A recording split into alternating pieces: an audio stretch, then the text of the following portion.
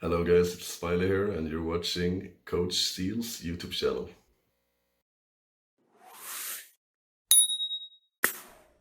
Yeah, also I can't imagine it would be that great.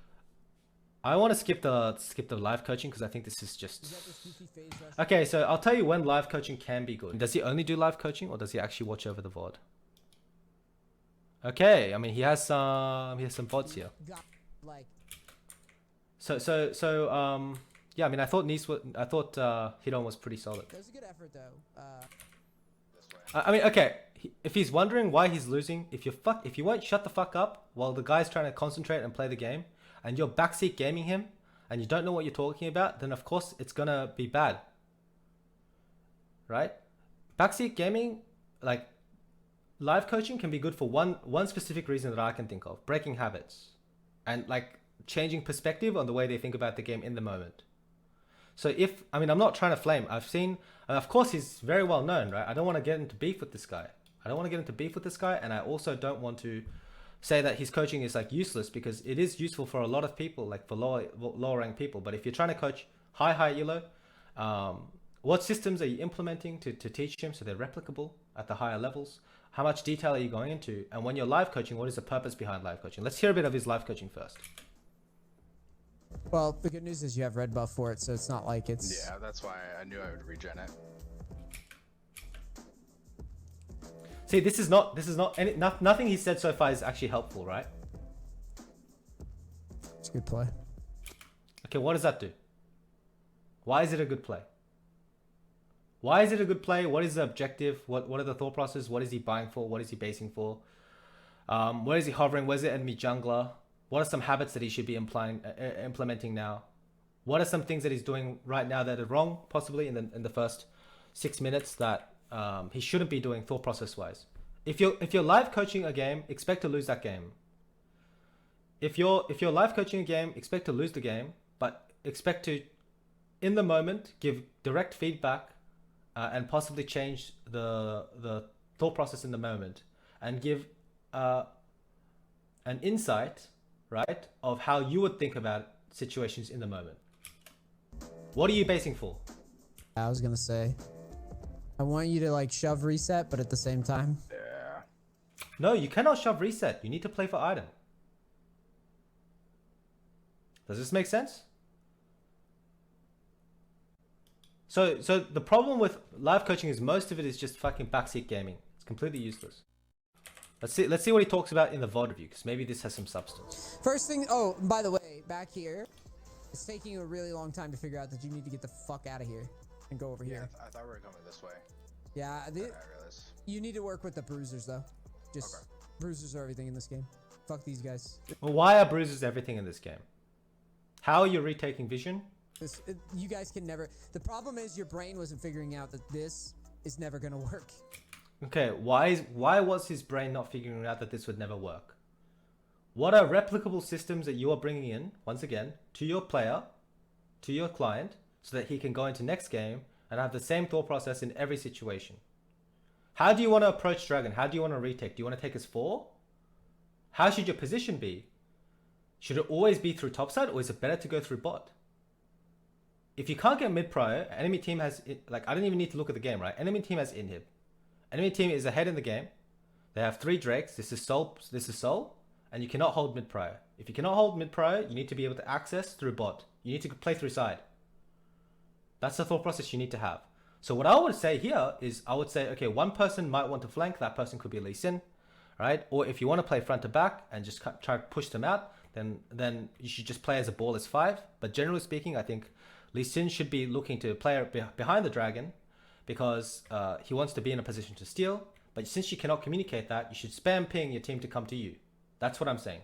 And if they don't come to you, it's much better that you play in a ball with them than without them. So then I will shift to the top side of the map, the top side of dragon entrance. But you don't want to do this because you cannot get mid prio. Enemy team has super minions. Enemy team is first on map. Enemy team has bard. You'll get caught. This is what you need to be communicating in the VOD, right? You see what I'm saying? Like, you can't move this way. It will never happen. Why can you not move this way? Why can you not move this way? You need to play away from where they're holding their control. In this case, they have full control on both sides of the river, right? But I mean, of course, it's better if you play through mid for sure. But if you cannot, and you're just trying to ignore both mid and bot wave, then you need to be in a position where you're not gonna get choked out, where it's more open, where you can retake easier. Is it easier for Kled to retake through dot brush, or is it easier for Kled to retake through line brush? I actually agree with him. Actually, I changed my mind. I think in this case you have no prior inside as well. You have no prior mid, and you just need to be on dragon on tempo to stop this soul. Okay, sure. I mean, on one hand, I would say that just playing for SeeEl is your ideal play, because it's very, very hard to teamfight in this position. You're walking into the Aphelios, you're walking into the Yasuo, you have no vision of them. Bard can ult Anivia at any time. It's just very hard to win any team fight, right? But then on the other hand, if you want to fight in solo queue, then of course you should be on the top side of the map, because if both sides have no control, you have no wave on side, and it's not a competitive game, then it's just much easier to take control of dot brush, and with your dot brush expand your line of control. That's what he should be saying right now, right? I mean, of course, if you're low elo and you want to learn the basics, there's not much to say. The more complicated you make it, the worse it is for your client. And if your brand is big, it's just supply and demand. If someone wants to pay $300 for it, fucking go for it. But I'm saying, what I want the people that actually want to improve at the game to do is be able to differentiate between what I'm talking about in my streams, especially for high elo clients. In low elo, you can get coached by a fucking banana. Okay? You can get coached by a Japanese school teacher that, I don't know, watched some League of Legends VODs in his spare time. It doesn't matter, because you're literally just doing basic stuff, right? Like below gold, you're doing just basic stuff. There's not much to talk about. You can watch some fucking YouTube videos, and you can tell them what to do, and you can help them with their routine and their habits and stuff like this, and the way they improve in the game. Sure, but you know, for higher ranked players, how is this helping his Diamond 2 player? Start doing your thing. Now, one little tip I'll tell you is that I really do feel like you should have... Okay, so he just said he needs to be with the bruisers, and then he's with the bruisers. So why is this a relevant point of feedback? I thought that he said this in the VOD review because the enemy bruisers went this way and he entered through bot or something. That's what I thought happened. I thought the game ended. But he's fine. He's walking top. So just skip that entire point of the review. Just say, okay, it's good that you went through top, because it's harder to get control through bot, and your bruisers are already topside. The people that can face check are already topside of river. Okay? So walk in together, and generally you want to retake these situations as 4-1. And Lee Sin should actually be behind Dragon, because you're not actually looking to play for fight. You're looking to concede this position and force him into Drake, or force him into stalemate, if in the case, I mean, look for a fast engage actually. Maybe that's better with Kled, because you're on a timer with these two waves, right? But ideally, if there's no waves, you're looking to play slow, because you have a position called inside edge, where you're first to mid wave and they're first to bot wave, right? So if there were no waves here, of course, you should play the slow. In this case, you're probably playing to ball, so you should just group as 5 and play. You don't want to flip dragon, because on right side, red side can actually just chill and not start the dragon at all, right? I really do feel like, and really try to, yeah, try to get them to go up here.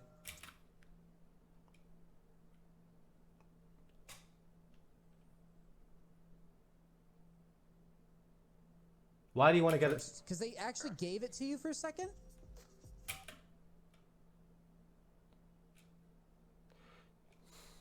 Anivia can't walk up right now. If Anivia walks up and gets Bard ulted, the fight's over. There. Right here. Playing very far back, which kind of warranted because of the nature of the engage, but... Okay, I don't know. Let me show you something that's good.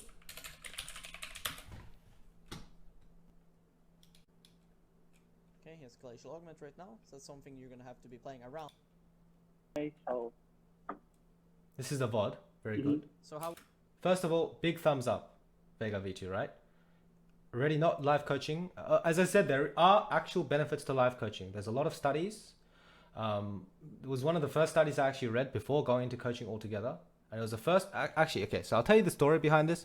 Basically, before I was a coach, I dabbled in a bit of content creation stuff. I dabbled in everything in esports here and there, because I wanted to see what esports was like as a niche, because I mean, I was coming off finance school, and basically I read a couple of papers on education, efficient learning paradigms, to kind of have a rough idea on how I should be maybe structuring my coaching, if I do dabble in coaching a bit. And then I wrote a piece on Reddit, went to front page. Tryndamere, the Mark Merrill guy, the founder of Riot Games, retweeted it, and I coached him. That was my first gig. That was my first paid gig. So when in that specific paper, it says that one of the most effective ways to communicate and to teach students is through direct feedback. Now, if you want direct feedback in the moment to give an alternative perspective on how to think about the game, that makes a lot of logical sense. But then again, it's very bad for reflection. It's very bad for memory implementation. So that's what I'm talking about, okay? So very good that he's not doing a live coaching session. He's going AP at the end of the game, so. Yeah, well then he's trolling. If he goes home, it's on AP, he's trolling. So he's already talking about runes, specifics behind the lane. One thing just real quick that you need to do for your settings is play without name tags. Really good solo queue habit, of course, excellent.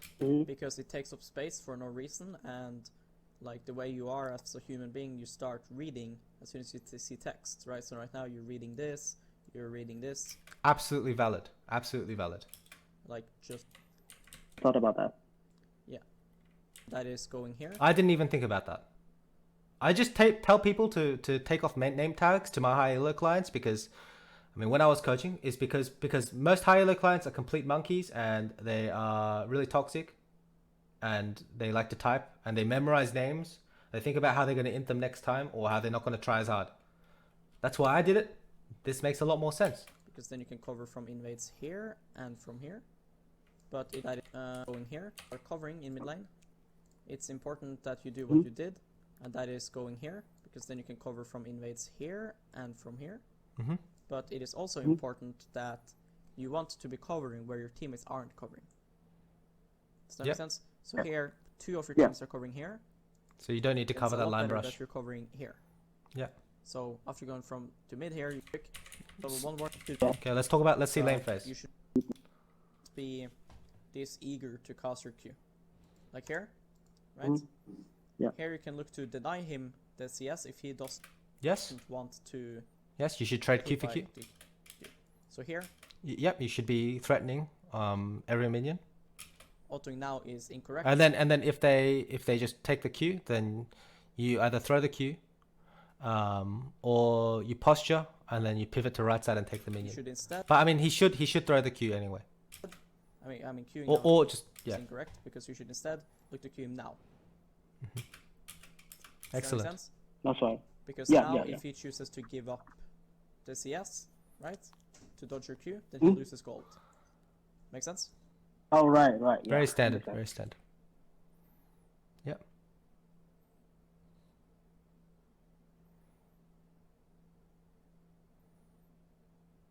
Okay. Moment this card is thrown.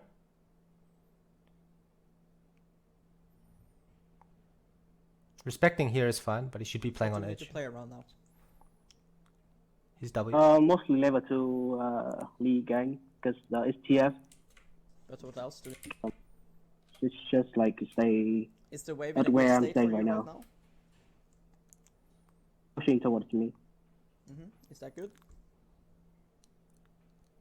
I'll say that's good, yeah. When you're playing SeeEl, you want to be playing in a long lane. So if this TF, right, has to step over Above this line the mid here line, then he has to more farm, kill it's threat. good for you, because you can run him down if he doesn't mistake. Yes. Yeah. So, do you check where enemy jungler starts every game? You have the Raptor Yeah, I ward, do. so you should play the Raptor ward. Okay, so Split the map in half. Scared of the level 2 Lee Sin gank then? If you have ward and we see that he started bot side. Yeah, hover your top side of the map. Yeah, Hover to the but like you hover to the side that you have vision. said, I didn't check, word the push, what the level 1 push, like correctly, You so have- he could you be have- there. Like that's like yeah. I mean, I don't need to see more, right, chat? Can you already see the difference? He's implementing why he needs to sit in certain spots, how he's trading, and what his thought process is. He's asking him questions. He's thinking about what he can take into next game. It's not about the coach when you're coaching. It's about the player. So tell me a little bit more about yourself, because I mean, I understand that you play the AD and your classic mages as well. How do you see yourself as a player? Like, what do you think your strengths are as a player? Like, do you think you're mechanically good? Do you think I have yeah. I would say good mechanically, but I also have a pretty good game sense and like game knowledge in general about the game, and I tend to research that quite a bit as well. That I tend to spend a lot of my time, free time as well, like pretty much researching different things in the game and builds and all this kind of stuff. So mechanically good, but also like pretty smart about the game, I guess. Player who plays with resources. Yeah, I mean, I noticed you've also played a lot of TF in your solo Yes. queue match history. And that's, I think, the polar opposite of a carry player. You're kind of a dog in the game. So can Yeah, you tell me I about think- how that happened? Well, TF is probably one of my favorite champions to play, and I pretty much have all kinds of different playstyles for him. I don't know if you can still see in my match history if you search for TF, but I played him full AP, I played him attack speed on hit, I played him, you maybe need to filter with Twisted Fate. Yeah. I mean, I believe you. I don't need to really. Yeah. Okay, so what would you like to get out of this session? Because it's kind of random. You popped up out of nowhere, and so like you must have something that you're specifically stuck on, or maybe you feel like you could use some help with. I would say like the consistency of laning and transitioning a lead mid-game into closing the... Okay, so right now there's a lot of things that you cover. You think about the jungle matchup, you think about how the game goes in terms of early priors, how you can use your mid prior. This is all good. You're thinking at a high level, and you're trying to break down the game as systematically as possible. But what I see right now is just a lack in clear structure and systems that make the game replicable, that you can go to every single time. And what I mean by this is, do you do this for every single game? Do you forget it sometimes? And if in the case that you do this every single game, is it repeatable? Is it consistently repeatable for all matchups, all champions? And I would say, I think it's a bit harder for sure. I think it's a bit harder for sure because you're not, for example, you said you're working on specific goals, right? Clicking or Yes. prior or something. You're not targeting each specific part of the game separately. So it kind of makes it harder for you to study the game and for you to structurally improve. And this is something that I tell all my students. So we'll start with lane. I think lane is really simple. You just have to look at optimal wave management, right? For your champion, I mean, it's very simple for this one. I think most things are replicable, like range versus range versus melee. This, you can simplify it like this in a way, right? Optimal window usage, right? When do you have windows to move based on your waves? And then optimal recall timer, right? Very standard, right? So what are your buys? Very often this has to do with the champion specific buy. Like in a lot of cases, for example, it doesn't matter what matchup you take.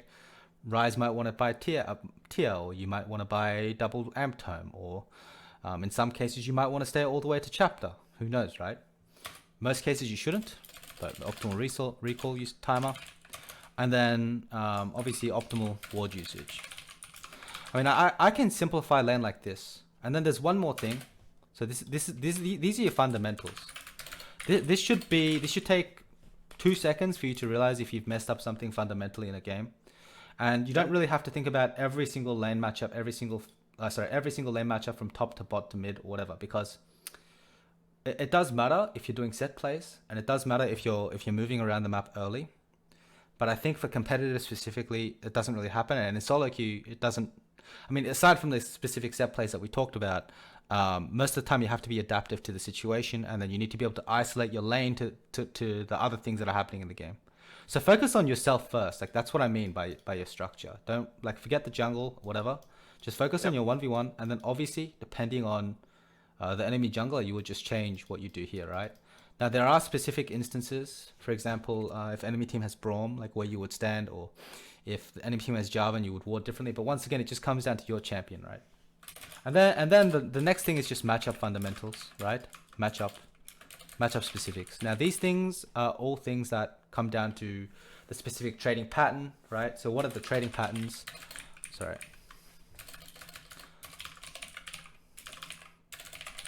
What are the trading patterns? What are the specific bases you might need to buy?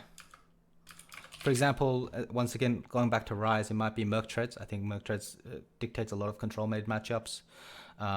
When you're looking to play, you know, Victor into Oriana, or when you're playing a lot of control mage versus control mage matchups, it's all about actually matching tempo and matching bases and actually TPing if you have the pressure lane, instead of greeding for a better item, which allows you to consistently pressure the lane and then match bases later. But you'll have the wave push, so you'll have a tempo advantage anyway, and you'll be able to get a greater CS lead that way, for example, right? So I mean, it really depends on the matchup. Another thing would be obviously just strong timers like Fears or Aurelia, like level 6 strong timers, or you know, certain things you might want to do on certain champions, right? Once again, for TF, right, this could be, as I said, around wave 9 at level 6. You might want to be setting up your side vision, like vision on river. Okay, Dora ring 2 pots, very nice. Q start, very standard. Now I'm gonna think about how you structure this game as well. So my thoughts, this is for all junglers out there and for you as a mid laner as well. Generally speaking, control mages need to play the game on their own. They shouldn't be played around too much, generally speaking. Your jungler should play around you in the sense that he should give you wards and vision, and he wants to make the lane as isolated as possible and just match junglers. If both junglers are playing hard to mid, if enemy jungler is playing hard to mid, then both junglers should play hard to mid. But in most other cases, you want to be playing to side because you are basically having one prior per wave.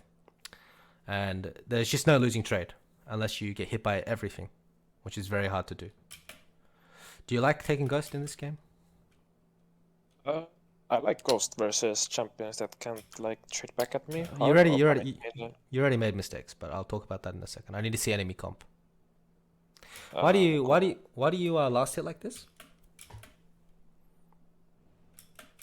Wave like hard? Or I mean, you should prep the slow push. You should make the wave uneven, and then first wave, instead of focusing first minion, you should walk at Ari. I'll show you in a second. Okay, so they have Wukong jungle. So you can ward later this game. You can ward later this game because this champ is a piece of shit. You can ward after second wave in most cases, right?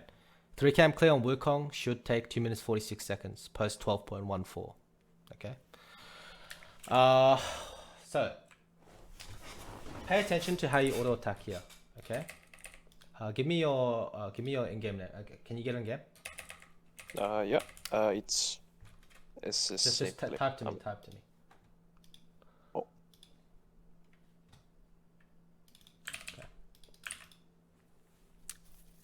Okay. So what you did, and you're about to learn something from a plat player, by the way. Not actually, but anyway, okay. So what you did here, not stepping wave 1 pre-wave crash is good because you don't want to get W traded for free in case he started W. I think that's your thought process. Maybe, but yes. Just notice your auto attack pattern. So you auto attack 1 minion at a time, right? Yeah. But what should happen is you should make this wave uneven and then run it RE. If you Q trade versus W trade, you're always winning.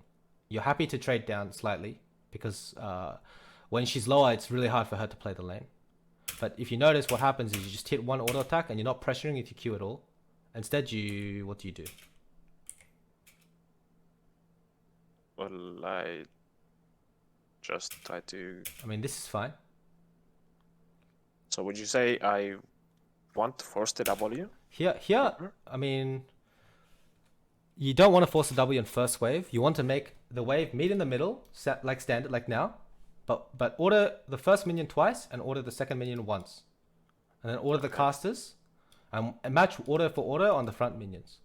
Now, the reason this is OP is if the wave is uneven, then your wave will slow push. And every time she walks up while the wave is uneven, you let your minions hit the wave for free and then you start trading with her.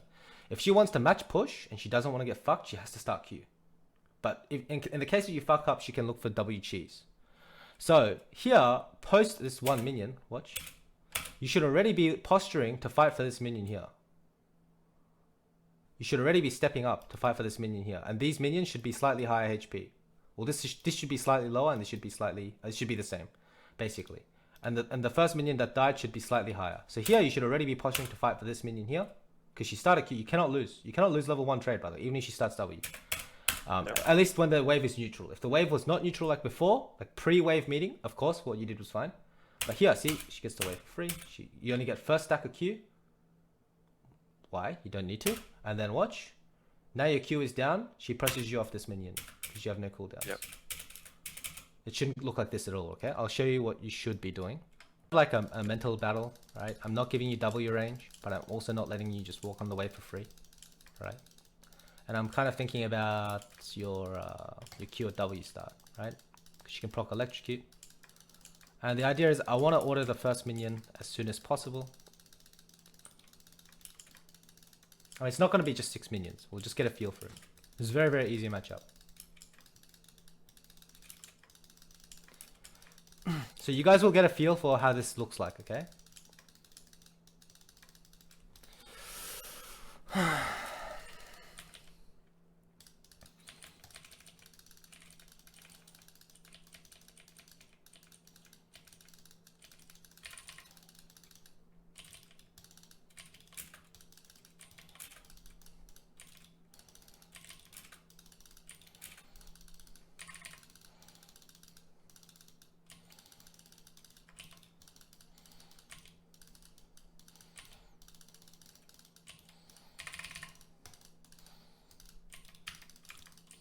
So now on second wave, I'm slightly lower, but I mean, I traded once bad too, but on second wave, I'm going to get a natural lane lead. All right. And I missed a minion too. Bit of a mechanical mistake. Now on second wave, I pressure hard. Okay. And now you're way lower. See the difference? Yes, I actually. So now you're completely fucked. Okay. Now you're completely fucked. You have to take Q. If you don't take Q, you're fucked. I pop. Oh shit. This is why I'm low elo. But you get the point. You get the point, right? You're completely fucked if I'm a human being. If I flash the charm, if I walk with the wave, if I just play next wave, you're fucked in the game. Okay, you cannot play. You cannot play. Actually, that was bad. I took HP runes as well, by the way. If I take MR runes, it looks better.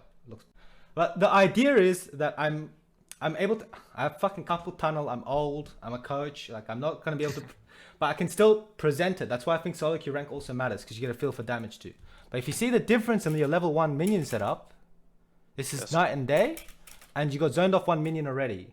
And then now, because she's much higher HP on wave 2, you cannot pressure, right? So you go back to the ideas behind this, okay? And then you find these details and you find windows to really find pressure and punish your lane. If you don't do this, then, I mean, this is exactly what ML Larson does well. Does that make sense, chat? These kind of little things. This is why I think he's the best laning mid laner in Europe, in the West. Not many people do this.